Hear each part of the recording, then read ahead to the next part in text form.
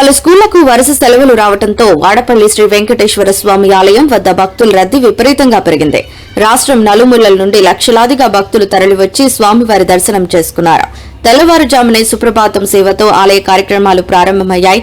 అనంతరం తొలి హారతి కార్యక్రమం ఘనంగా నిర్వహించగా భక్తులు భక్తి శ్రద్దలతో పాల్గొన్నారు.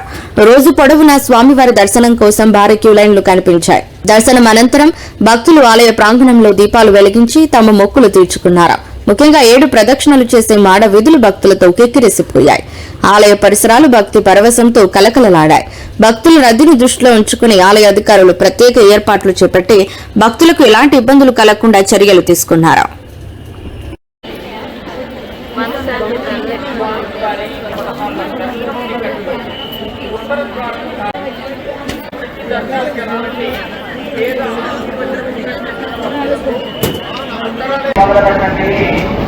ప్రదర్శన చేసేటప్పుడు చక్కదనాన్ని కట్టవలసి చాలా జాగ్రత్తగా తీసుకోవాలి.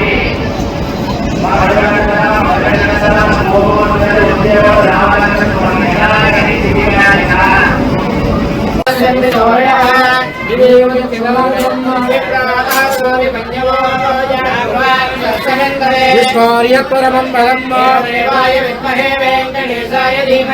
శ్రీనివాస ప్రచోదయాత్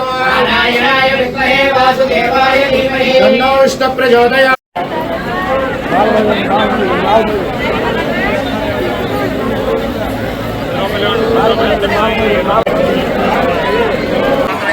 కుటుంబ సభ్యులు శ్రీ స్వామి వారిని తెలంగాణ కార్యక్రమానికి 101 రూపాయల విరాళంగా సమర్పించుకున్నారు.